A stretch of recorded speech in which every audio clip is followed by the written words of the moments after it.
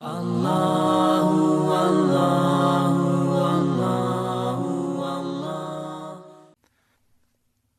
زخرف کی آیت نمبر 46۔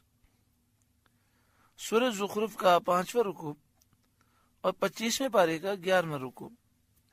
اللہ رب العالمین نے ارشاد فرمایا، وَلَقَدْ أَرْسَلْنَا مُوسَىٰ بِآيَاتِنَا إِلَىٰ فِرْعَوْنَ وَمَلَئِهِ، اور بے شک ہم نے موسیٰ کو اپنی نشانیوں کے ساتھ فرعون اور اس کے سرداروں کی طرف بھیجا۔ فقال، تو موسیٰ نے فرمایا، انی رسول رب العالمین، بے شک میں اس کا رسول ہوں جو سارے جہاں کا مالک ہے۔ فلما جاءہم بآیاتنا، پھر جب وہ ان کے پاس ہماری نشانیاں لائے، ایسی نشانیاں جو موسیٰ علیہ السلام کی رسالت پر دلالت کرتی تھیں اور یہ ثابت کرتی تھیں کہ موسیٰ علیہ السلام اللہ کے سچے رسول ہیں، اذا ہم منہا یضحکون، جبھی وہ ان پر ہنسنے لگے اور ان نشانیوں کو جادو بتانے لگے۔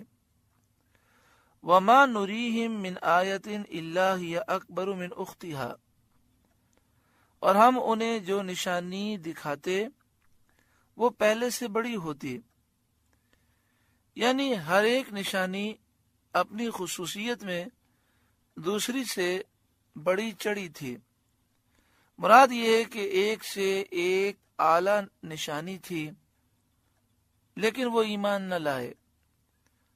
وَأَخَذْنَاهُمْ بِالْعَذَابِ لَعَلَّهُمْ يَرْجِعُونَ، اور ہم نے انہیں مصیبت میں گرفتار کیا کہ وہ باز آئیں اور توبہ کریں، کفر سے ایمان کی طرف وہ آ جائیں۔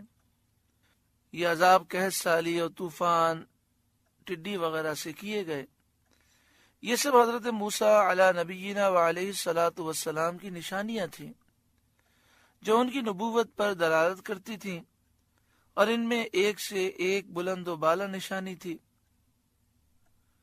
وقالوا، اور وہ بولے، یعنی عذاب دے کر موسیٰ علیہ السلام سے وہ کافر کہنے لگے، یا ایھا الساحر ادع لنا ربک بما عہد عندک، کہ اے جادوگر، ہمارے لیے اپنے رب سے دعا کر اس عہد کے سبب جو اس کا تیرے پاس ہے۔ یہ جو انہوں نے حضرت موسیٰ علیہ السلام کو کہا، یا ایھا الساحر، اے جادوگر، تو تفسیر خزائن العرفان میں لکھا کہ یہ کلمہ ان کے عرف اور محاورے میں بہت تعظیم، تکریم اور عزت کا تھا۔ وہ عالم، ماہر اور حاذق کامل کو جادوگر کہا کرتے تھے۔ اس کا سبب یہ تھا کہ ان کی نظر میں جادو کی بہت عظمت تھی، اور وہ اس کو صفت مدح سمجھتے تھے، یعنی کسی کو جادوگر کہہ دیا جائے تو وہ بہت خوش ہو جاتا تھا۔ اس لیے انہوں نے حضرت موسیٰ علیہ السلام کو بوقت التجا اس کلمے سے ندا کی اور کہا، اے جادوگر، ہمارے لیے اپنے رب سے دعا کر اس عہد کے سبب جو اس کا تیرے پاس ہے۔ وہ عہد یا تو یہ ہے کہ آپ کی دعا مستجاب ہے، اللہ نے وعدہ فرمایا کہ اے موسیٰ آپ کی دعا میں قبول کروں گا، یا یہ عہد سے مراد نبوت ہے، یا یہ عہد ہے کہ ایمان لانے والوں اور ہدایت قبول کرنے والوں پر سے عذاب اللہ تعالیٰ اٹھا لے گا۔ تو انہوں نے کہا کہ آپ عذاب اٹھا دیں تو پھر ہم ایمان لے آئیں گے۔ اننا لمہتدون، بے شک ہم ہدایت پر آ جائیں گے، ایمان لائیں گے۔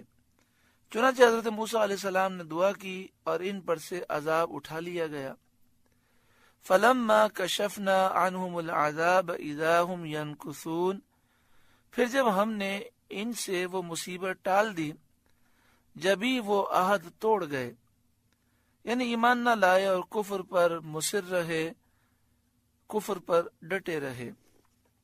وَنَادَى فِرْعَوْنُ فِي قَوْمِهِ قَالَ، اور فرعون اپنی قوم میں پکارا، بہت افتخار کے ساتھ، غرور کے ساتھ کہنے لگا، یا قومی، اے میری قوم، الیس لی ملک مصر، کیا میرے لیے مصر کی بادشاہت سلطنت نہیں؟ وہذہ الانہار تجری من تحتی، اور یہ نہریں کہ میرے نیچے بہتی ہیں، یہ دریائے نیل سے نکلی ہوئی بڑی بڑی نہریں تھیں جو فرعون کے محل کے نیچے جاری تھیں۔ افلا تبصرون، تو کیا تم دیکھتے نہیں، یعنی کیا تم میری عظمت، قوت، طاقت، شان کو دیکھتے نہیں؟ اللہ تعالیٰ کی عجیب شان ہے۔ خلیفہ ہارون رشید نے جب یہ آیت پڑھی اور مصر کی حکومت پر فرعون کا غرور دیکھا تو خلیفہ ہارون رشید کو پوری اسلامی سلطنت پر حکومت حاصل تھی، اور ملک مصر آپ کی حکومت کا ایک صوبہ تھا۔ 3 بر اعظموں میں آپ کی حکومت پھیلی ہوئی تھی۔ جب آپ نے یہ آیت کریمہ پڑھی اور آپ نے دیکھا فرعون مصر کی حکومت پر اتنا غرور کرتا ہے، تو آپ نے کہا میں وہ مصر اپنے ادنا غلام کو دے دوں گا۔ چنانچہ انہوں نے مصر خصیب کو دے دیا جو ان کا غلام تھا اور وضو کرانے کی خدمت پر مامور تھا۔ امان خیر من ھذا الذی ھو مہین، یا میں بہتر ہوں اس سے کہ ذلیل ہے، یعنی کیا تمہارے نزدیک ثابت ہو گیا اور تم نے سمجھ لیا کہ میں بہتر ہوں؟ فرعون نے کہا، اور اس بے ایمان متکبر نے حضرت موسیٰ علیہ السلام کی شان میں بیعت بھی کی اور آپ کو ہوا مہین کہا۔ اعلی حضرت امام اہل سنت نے اس کا ترجمہ جو کیا آپ کے سامنے پیش کیا ہم نے، امانا خیر من ھذا الذی ھو مہین، اس نے کہا یا میں بہتر ہوں اس سے کہ ذلیل ہے۔ ولا یکاد یبین، اور بات صاف کرتا معلوم نہیں ہوتا، کیونکہ زبان میں گرے ہے، تو زبان میں گرے ہونے کی وجہ سے بات صحیح کرتا معلوم نہیں ہوتا، جو بچپن میں آگ منہ میں رکھنے سے پڑ گئی تھی۔ اور یہ اس ملعون نے جھوٹ کہا، کیونکہ آپ کی دعا سے اللہ تعالیٰ نے زبان اقدس کی وہ گرے ختم کر دی تھی، لیکن فرعونی پہلے ہی خیال میں تھے، ان کو وہ پرانی بات یاد تھی۔ حالانکہ جب آپ نے یہ دعا کی رب اشرح لی صدری ویسر لی امری واحلل عقدۃ من لسانی یفقہوا قولی، تو اللہ تعالیٰ نے زبان کی یہ گرے زائل کر دی، ختم کر دی۔ آگے پھر اسی فرعون کا کلام ذکر کیا جاتا ہے، اسی کی بات ذکر کی جاتی ہے۔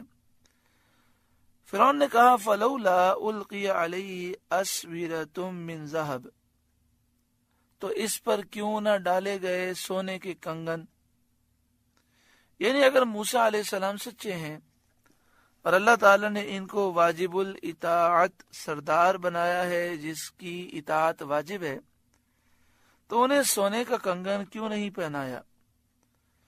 یہ بات اس نے اپنے زمانے کے دستور اور قاعدے کے مطابق کہی کہ اس زمانے میں جس کسی کو سردار بنایا جاتا تھا اس کو سونے کے کنگن اور سونے کا توق گلے کا ہار پہنایا جاتا تھا۔ او جاء معه الملائکۃ مقترنین، یا اس کے ساتھ فرشتے آتے کہ اس کے پاس رہتے اور اس کے سچے ہونے کی گواہی دیتے۔ فاستخف قومه فاطاعوه، پھر فرعون نے اپنی قوم کو کم عقل کر لیا تو وہ فرعون کے کہنے پر چلے، یعنی فرعون نے یہ باتیں کر کے ان جاہلوں کی عقل خراب کر دی، انہیں بہلا پھسلا لیا اور انہیں اپنے جال میں پھنسا لیا، اور یہ فرعون کی اطاعت کرنے لگے اور حضرت موسیٰ علیہ السلام کو جھٹلانے لگے۔ انہم کانوا قوما فاسقین، بے شک وہ بے حکم لوگ تھے، فاسق نافرمان تھے۔ فلما آسفونا انتقمنا منہم، پھر جب انہوں نے وہ کیا جس پر ہمارا غضب ان پر آیا، ہم نے ان سے بدلہ لیا۔ فاغرقناہم اجمعین، تو ہم نے ان سب کو ڈبو دیا۔ فجعلناہم سلفا ومثلا للآخرین، تو انہیں ہم نے کر دیا اگلی داستان اور کہاوت پچھلوں کے لیے، یعنی ہم نے انہیں پچھلے زمانے کی کہانی بنا دیا، ان کا وجود باقی نہ رہا، اور ہم نے بعد میں آنے والوں کے لیے ایک مثال اور کہاوت بنا دیا کہ بعد والے ان کے حال سے نصیحت حاصل کریں اور عبرت حاصل کریں۔ سورہ زخرف کا 5واں رکوع مکمل ہوا۔ اللہ تعالیٰ اس رکوع کے نور سے ہمارے قلوب کو روشن منور فرمائے۔ اللہ اللہ